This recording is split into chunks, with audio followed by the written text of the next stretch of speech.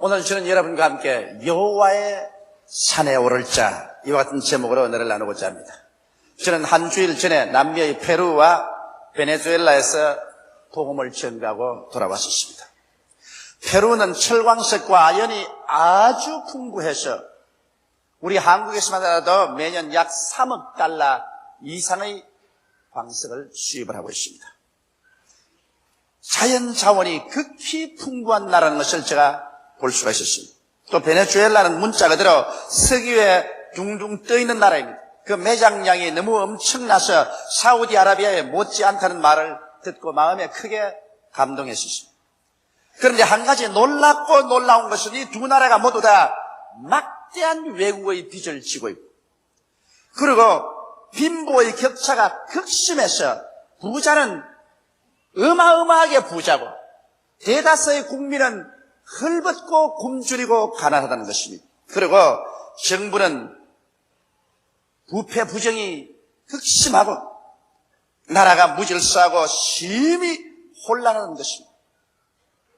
그래서 나는 이 페루나 베네수엘라에 가서 하루에 3번씩 기도할 때 하나님이여 나를 페루와 베네수엘라에 태어나게 하지 아니한 것을 감사합니다. 그렇게 기도를 했습니다. 자연 혜택을 그렇게 입은 나라가 왜 이렇게도 가난하고 혼란할까요? 나는 그곳에 가서 절실히 느낀 것은 아무리 자연 환경이 좋고 하나님께서 물질적으로 자연 환경을 축복해 주셨다더라도 그것을 누릴 수 있는 주인의 마음 자세가 올바르지 못하면 절대로 축복이 되지 못한다는 것입니다. 오늘 내가 볼 때 페루나 베네수엘라는 그곳 사람들의 마음의 자세가 완전히 변화되지 않은 이상, 정부의 부정부패가 끝나지 않은 이상 백성들은 용기를 잃고 희망이 없어 허덕이며 한없이 게을러 빠져버리고 말아있는 상태를 보았었습니다.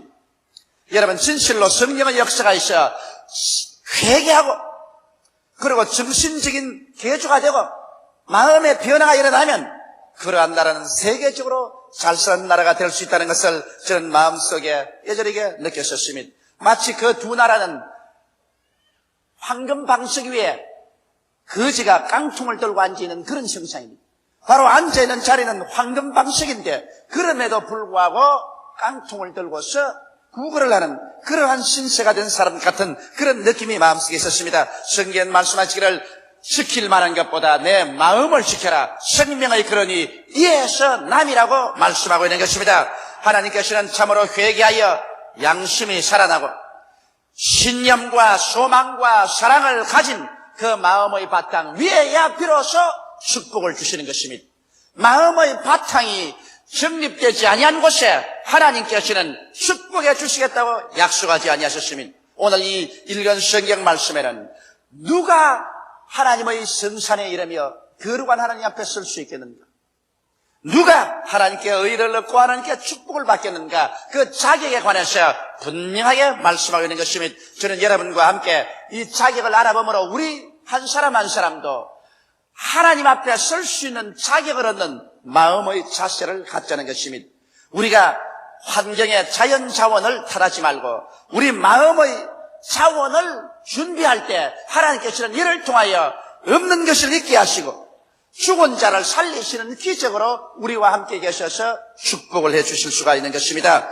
첫째로 우리가 하나님의 성산에 오르며 거룩한 하나님 앞에 설 수 있고 의를 얻으며 축복을 받는 사람이 되기 위해서는 손이 깨끗해야 된다고 성경은 말하고 있는 것입니다. 여러분, 예수님께서 유대인에게 잡혀서 로마의 총독인 빌라도의 뜰에서 재판을 받으셨습니다. 빌라도가 예수님을 3번이나 신문해 보아도 예수님을 사형에 처할 만한 죄가 전혀 없습니다. 이래서 몇 번이고 군중들 앞에 나가서 예수님을 놓아주려고 했으나 군중들의 소요 때문에 빌라도는 실패를 하고 말았었습니다. 그래서 나중에는 빌라도가 예수 그리스도를 십자가에 못 박이도록 내어줄 때 대야에 물을 떠오게 해서 사람들 앞에서 그는 손에 물로써 씻었습니다. 그러고 난 다음 이 사람의 피에 대해서는 내가 책임이 없다고 말했었습니다. 그러나 과연 빌라도가 책임이 없습니까? 우리 주기도문 할 때마다 예수님 본디오 빌라도에게 심판을 받아서 십자가에 못 박았다고 말하고 있는 것입니다. 빌라도는 자기가 아무리 물에 손을 씻어도 그는 예수께서 무지한 것을 알면서도 자기의 지위와 명예와 권세를 잃어버릴까 싶어서 그 명리에 탐욕이 나서 예수 그리스도를 십자가에 못 박는데 내준 것입니다. 그러므로 그는 불의에 동참했습니다. 아무리 맑은 물에 손을 씻는다고 하더라도 그 불의의 죄악은 씻음을 받을 수가 없고, 빌라도는 오늘 이 시간에 하나님의 버림을 받아 음부의 불타는 곳에 심판을 당하고 있는 것입니다. 여러분, 우리가 손이 깨끗지 않고서 하나님께 나가서 아무리 기도한들 그 기도가 하늘에 상달될 수 있겠습니까? 불의한 손은 하나님께서 붙잡아 주지 않습니다. 불법한 죄를 지어서 범죄한 손은 불의한 손인 것입니다. 하나님의 법이나 도덕적인 계율이나 나라의 법을 어기고 죄악을 범하는 손은 불의한 손인 것입니다. 그 불의한 손을 아무리 내어 밀어서 하나님이여 나를 붙잡아 주소서 외친들 하나님께서는 그 손을 붙잡아 주지 않습니다. 성경은 말씀하기를 하나님께서 귀가 어두워 우리 기도를 듣지 못함이 아니요 손이 짧아 우리를 붙잡아 주지 못함이 아니라 우리와 하나님 사이에 죄악이 그 담을 쳤다고 말하셨습니다. 이러므로 우리는 불의한 손을 회개해서 정결하게 해야 될 것입니다. 바로 이 문제를 해결해 주시기 위해서 하나님께서 그 아들 예수 그리스도를 보내신 것입니다. 예수님은 죄와 불의가 전혀 없음에도 불구하고 우리를 대신해서 십자가에 올라가서 그 몸이 찢기고 그 옆구리에 창상이 나고 물과 피를 다 소돔으로 말미암아 우리의 과거에 현재 미래 모든 불의를 일소해 주신 것입니다. 이 힘으로 예수 그리스도를 통해서 죄를 지었음에도 불구하고 못났음에도 불구하고 버림을 받아야 마땅함에도 불구하고 남녀노소 빈부 귀천할 것 없이 예수께 나오면 오늘 이 시간에 즉시로 그 보배로운 피로 말미암아 그 손이 깨끗하게 되어버리고 마는 것입니다. 이러므로 예수 이외에는 여러분과 나를 정결하게 하여서 하나님 앞에 깨끗한 손을 들고 쓸 수 있게 할 자는 절대로 이 우주지간에 없습니다. 또 사람들은 부정한 손을 가지고 있습니다. 야비하고 더러운 방법으로 지위나 명예나 권력이나 재물을 모은 손은 부정한 손입니다. 부정과 부패를 가지고 지위나 명예를 얻고 권력을 얻어서 그가 아무리 거들댄다고 할지라도 나중에 그 부정한 손, 더러운 손을 가지고서 하나님 앞에 선들 하나님께서 그 사람의 부르짖음을 들어주겠습니까? 사람은 이 세상에 살면 70이요 강건하면 80이 지나고 나면 다 초로 인생같이 없어지고 마는 것입니다. 사람이 한번 나서 죽는 것은 정한이지요 죽고 난 다음에는 심판이 있습니다. 그러므로 사람들은 이 세상에 자기가 불의한 손이나 부정한 손으로 살고 죽었어도 영원한 행복이 다가올 줄 알지만 그렇지 않습니다. 그 불의와 부정한 손으로 이 세상 삶이 끝나고 난 다음 심판대 앞에 서서 아무리 하나님께 손을 내밀어 도와달라고 외친들 그 불의와 부정의 손길이 그를 정지하고 마는 것입니다. 이러므로 오늘 이 시간에 우리는 우리의 불의한 손과 부정한 손을 모두 다 예수 그리스도의 십자가의 보혈 앞에 싣고 주님 앞에 정결함을 받아야 될 것인 것입니다. 우리의 행위가 하나님의 보좌 앞에서 예수 그리스도의 십자가의 피로 씻음 받지 않고는 절대로 은총과 축복을 입을 수는 없는 것입니다. 이러므로 주님께서 오늘 그 길을 열어놓고 난 다음 수고하고 무거운 짐진 자들은 다 내게로 오라 내가 너희를 편히 쉬게 하겠다고 청할 이때 주님 앞에 나오는 우리들이 다 되어야 될 것인 것입니다. 둘째로 이 성경은 마음이 정결해야 하나님 앞에 설 수 있다고 말하고 있는 것입니다. 우리 예수 믿는 사람들은 회개하게 되는 것입니다. 회개하라 천국이 가까워왔다고 하는데 우리가 진실로 하나님 앞에 엎드려서 죄를 회개하면 위대한 변화가 일어납니다. 그것은 우리의 양심이 살아난다는 것입니다. 우리는 과거의 죄가 용서받을 뿐 아니라 성령으로 말미암아 거듭나서 하나님의 자녀가 되고 영생을 얻자 우리의 속에서 죽어가던 양심이 살아나는 것입니다. 우리 기독교 신앙의 가장 위대한 것은 기독교 신앙은 양심 신앙이라는 것입니다. 우리가 하나님 앞에 나올 때 우리 양심을 저버려버리고 양심을 짓밟아버리고 그저 복이나 받기 위해서 하나님께 나온다면 이것은 푸닥거리하는 무당이나 그렇지 않으면 샤머니즘이나 기복신앙에 불과한 것입니다. 우리 기독교 신앙이란 양심 종교인 것이요 양심이 살아 일어나서 하나님께 부르짖는 것입니다. 살아난 양심은 세 가지 작용을 합니다. 성경에 보면 선한 양심에 대한 말인 것입니다. 선한 양심은 우리를 하나님을 간절히 찾도록 이끌어주는 것입니다. 주일 교회 나오기 쉽지 않더라도 우리 양심이 우리를 끌어서 교회를 끌고 옵니다. 기도하기 싫을 때 양심이 일어나서 기도하게 만들고, 양심은 하나님 말씀을 사모하게 만듭니다. 그래서 선한 양심은 우리로 하여금 하나님을 찾도록 만들어주는 것입니다.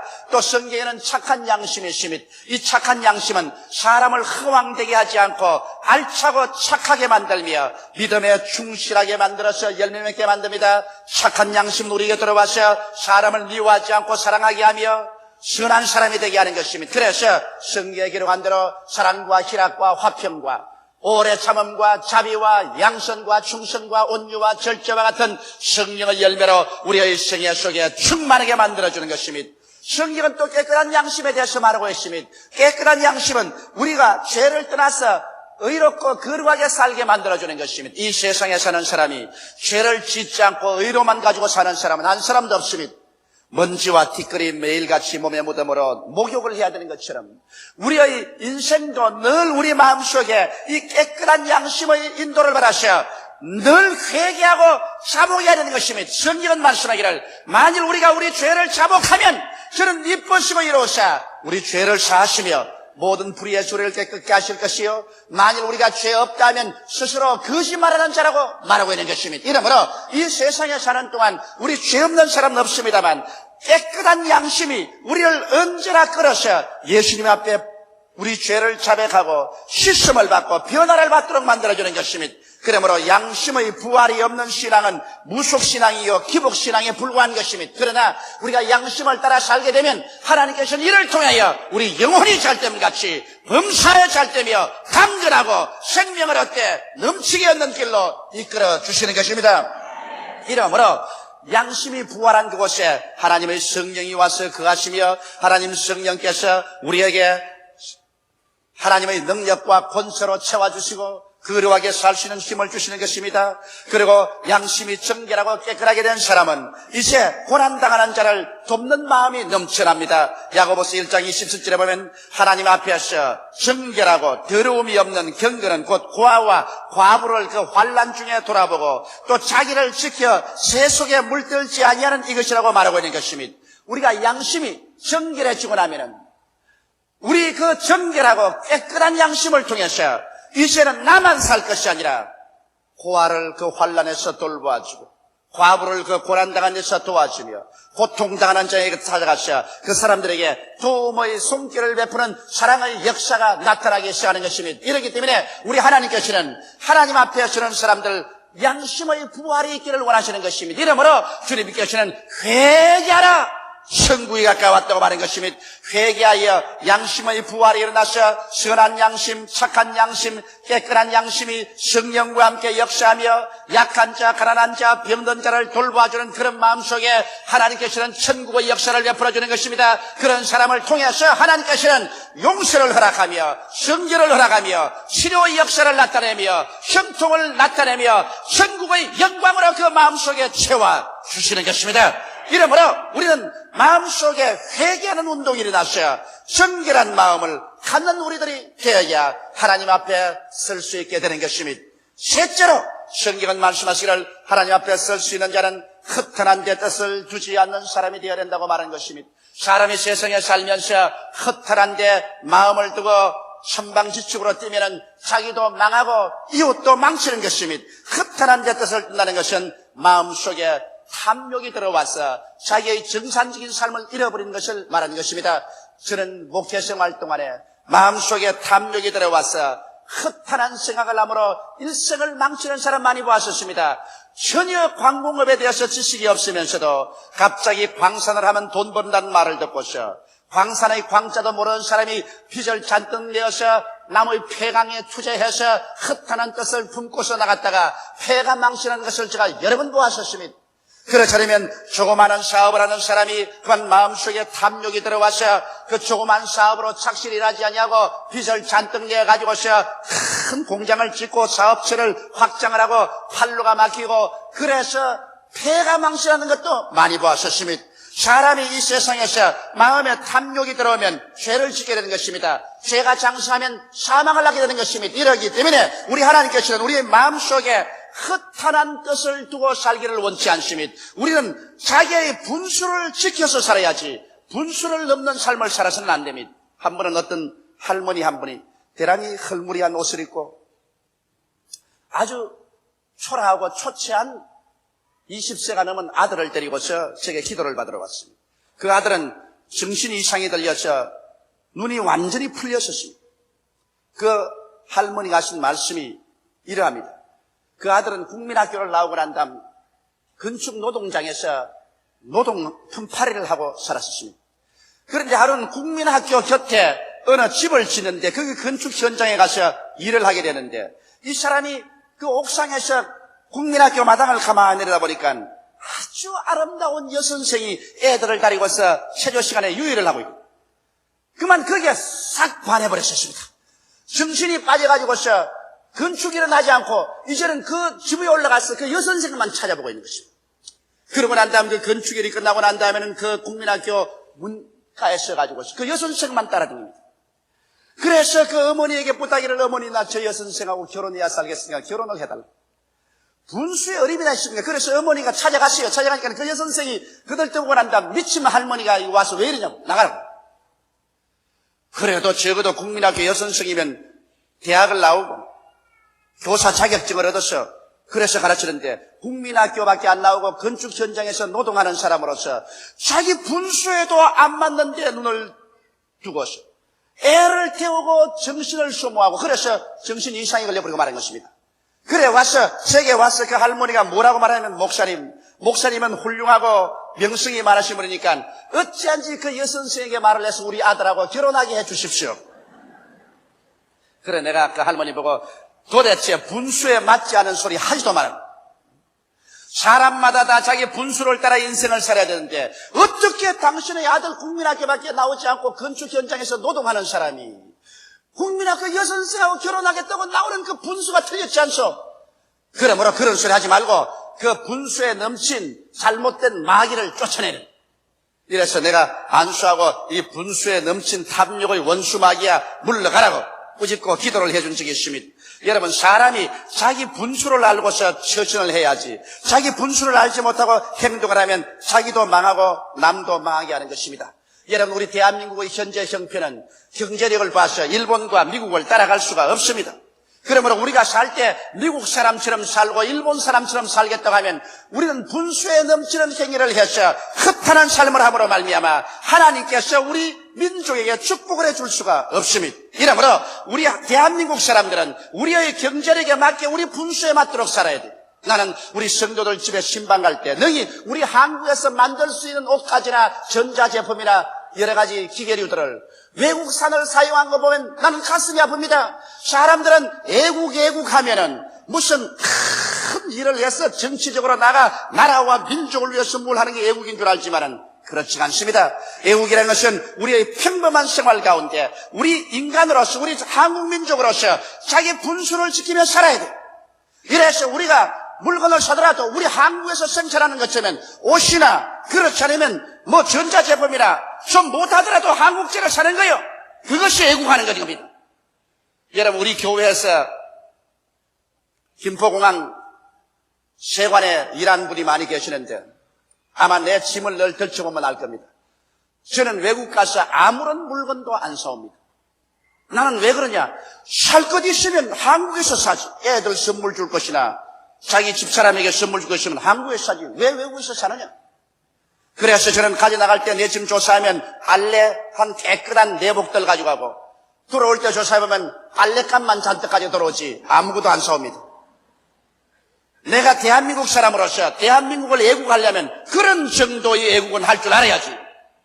우리의 현재 형편 외국에 근 400여 불의 빚을 지고 있는 이 형편에 왜 우리 국산품 애용하고 우리나라의 경제를 살릴 수 있는 이러한 일을 하는 것이 허탄한 데 뜻을 주지 아니한 것입니다. 뭐 우리가 갑자기 선진국이나 들어간 것처럼 그렇게 행동한다면 나도 망하고 나라도 망치고 마는 것입니다. 이러므로 우리나라는 우리 정치가들뿐 아니라 우리 일반 국민 전체가 회개하여 허탄한 마음을 버리고 하나님 앞에 기도할 때 내 분수에 맞는 생각과 분수에 맞는 생활을 하면서 기도할 때 하나님께서 축복을 해 주시는 것입니다.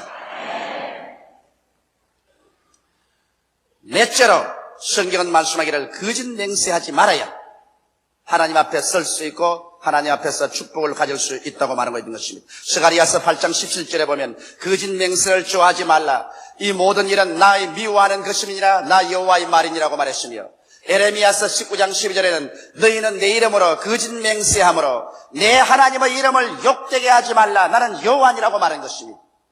사람들은 자기의 어떤 어려운 고비에 층에서 대단히 다급하면 맹세를 합니다. 하나님 이 집만 팔아주면 11조 꼭 내겠습니다. 하나님이 이 병만 고쳐주면 내 재산의 반을 드리겠습니다. 하나님이 쓰여 주님께서 이 문제만 해결해 주면 내 일생을 바쳐서 주님만 위해서 일하겠습니다. 이렇게 쉽사리 하나님 앞에 맹세를 하는 것입니다. 그러나 그렇게 맹세해놓고 난 다음에 그 문제가 해결되면 그 맹세대로 지키는 사람이 불과 얼마밖에 되지 않습니다.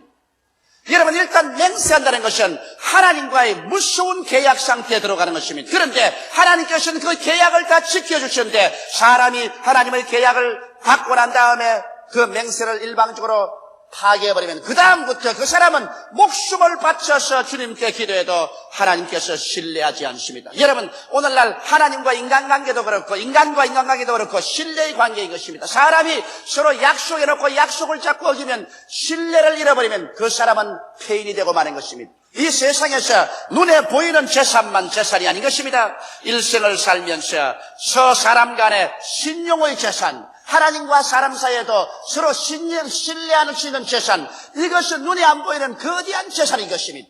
구약 성경을 보면 유명한 사사 입다라는 분이 있습니다. 입다가 이스라엘을 대표해서 블레셋 군대하고 싸울 때 블레셋 군대 수는 많고 이스라엘의 군대는 적은지라 얼마나 마음에 다급했던지 그는 하나님께 맹세했습니다. 하나님이여 내가 이 블레셋 군대하고 싸워서 이 전쟁에 이기게 해주시면 내가 집에 들어갈 때 우리 집에서 제일 먼저 대문 밖에 나와서 나를 환영하는 사람을 잡아서 하나님 앞에 번제로 드리겠나이다. 그랬는데 그 맹세를 하고 하나님의 도움을 받아서 전쟁에 대승을 했었습니다. 입다가 금이 환양해서 집으로 돌아오는데 제일 먼저 나오는 사람이 누구냐? 무난동녀 외딸이 옷에 잘나는 옷을 입고 아버지가 전쟁에 시게 나갔다고 북을 치면서 나왔었습니다. 아버지가 그만 말에 내려서 그 무난동녀를 안고서 야 이놈아 네가 왜 제일 먼저 나왔느냐? 개도 먼저 나올 수 있고 닭도 먼저 나올 수 있는데 네가 왜 먼저 나왔느냐? 네가 왜 먼저 나왔냐? 아버지 왜 이랬습니까? 나는 내가 블레셋 군대하고 싸울 때 이 전쟁에 이기게 해주시면 제일 먼저 우리 집에서 나오는 자를 잡아서 번제로 드리겠다고 했다. 여러분 요사이 사람 같으면 그렇게 말하고 난 다음 자기 무난동녀 외딸이 나오면 하나님 미안합니다. 어찌합니까? 나는 뭐 개나 닭이나 나오면 잡아드리려고 그랬지 뭐 무난동녀 나오는 게 어떻게 합니까? 그러고 말하시겠습니다. 그러나 여러분 입다가 하나님 앞에서 언약한 약속이 얼마나 중요한 것을 알았기 때문에 하나님께 맹세한 것은 반드시 이루어야 되는 걸 알았기 때문에 그는 그 무난동녀 외딸을 잡아서 번제로 하나님께 드렸었습니다. 이만한 신뢰를 가졌기 때문에 하나님께서 그 사람에게 나라를 맡길 수가 있었습니다. 여러분 오늘날 하나님과 사람 사이에도 신뢰의 관계요 인간과 인간 사이에도 신뢰의 관계인 것입니다. 신뢰가 어그러지면 아무 일도 안 되는 것입니다. 이렇기 때문에 하나님께서는 약속을 지키는 사람, 하나님께 맹세하시면 반드시 지키는 그 사람을 주님께서 축복해 주시는 것입니다. 물론 사람들이 하도 맹세를 어기기 때문에 예수님께서는 말씀하기를 하늘로도 맹세하지 말고 땅으로도 맹세하지 말고 성전으로도 맹세하지 말고 제단으로도 맹세하지 말라고 말하셨습니다. 이것은 사람들이 맹세하고 너무나 어기기 때문에 그런 것입니다. 맹세하고 지키지 아니하는 것은 안 하는 것이 좋은 것입니다. 이러므로 우리들은 사람과의 약속도 성실하게 지킬 뿐 아니라 하나님 앞에 언약했으면 이것을 반드시 지켜서 하나님 성산에 서고 하나님의 일을 얻고 축복을 받는 자리에 들어설 수 있어야 될 것입니다. 여호와의 산에 오르며 그 거룩한 곳에 설 자가 누구이겠습니까? 하나님께 의를 얻고 복을 받을 자가 누구이겠습니까? 마음의 바탕이 올바르지 않는 이에게는 모든 환경적인 풍부가 결코 복이 되지 않습니다. 그러나 오늘 이 성경 말씀대로 손이 깨끗하고 마음이 정결하며 허탄한 데 생각을 두지 않으려고 맹약한 것은 자기에게 손해가 날지라도 지키는 그 사람, 그러한 심성을 가진 사람은 하나님께서 개인이나 사회나 국가나 하늘 문을 열고 축복하여 주시는 것입니다. 다 같이 고개 숙여 기도드리겠습니다. 사랑이 많으시고 거룩하신 아버지, 우리가 하나님께 나와서 입술로 아무리 주여 주여 외친든 그 외치는 뒤에 인격적인 바탕이 이루어지지 아니하면 공기만 울리는 헛소리가 되고 마옵니다. 하나님 아버지, 오늘 이 시간에 기도하오니 우리가 진실로 하나님 앞에 나올 때 우리 손이 깨끗하게 되게 도와주시옵소서. 불의하고 부정한 손을 그리스도의 보혈로 씻고 죄악과 부정에서 그 손을 뽑아내고 하나님 앞에 올바르게 섬으로 하나님께 축복받는 우리들 되게 하여 주시옵시고, 우리 마음이 회개하여 양심이 살아나고 아버지 하나님이시여 우리 마음이 선한 양심, 착한 양심, 정결한 양심으로 가득하여 고난당하는 자를 도와주며 하나님 앞에 설 수 있는 마음이 되게 도와주시옵소서. 하나님 아버지, 탐욕을 버리고 분수를 떠난 생활하지 말고 허탄한 데 뜻을 주지 않고 정상적인 삶을 살게 도와주시옵시고, 하나님 앞에 사람 앞에 언약한 것, 맹약한 것은 반드시 지키는 우리들이 되게 도와주시옵소서. 이러한 인격적인 바탕 위에 하나님이여 주님께서는 하늘 문을 여시고 우리에게 축복해 주시겠다고 하셨으니 감사하옵나이다. 하나님 아버지와 같은 변화가 성령으로 말미암아 다가오게 도와주시옵소서. 우리 기독교 신앙이란 윤리와 도덕적인 신앙이요 양심 신앙이 없나이다. 양심을 저버린 기독교는 기독교가 아니며 양심을 저버린 기도는 기도가 아니옵니다. 이것은 무당의 푸닥거리밖에 되지 않사옵나이다. 우리 아버지 하나님이시여, 그러므로 진실로 우리의 중심에 양심이 살아나서 하나님 앞에서 의를 가지고 설 수 있는 우리들이 되게 도와주시옵소서. 예수님 이름 받들어 기도드리옵나이다. 아멘.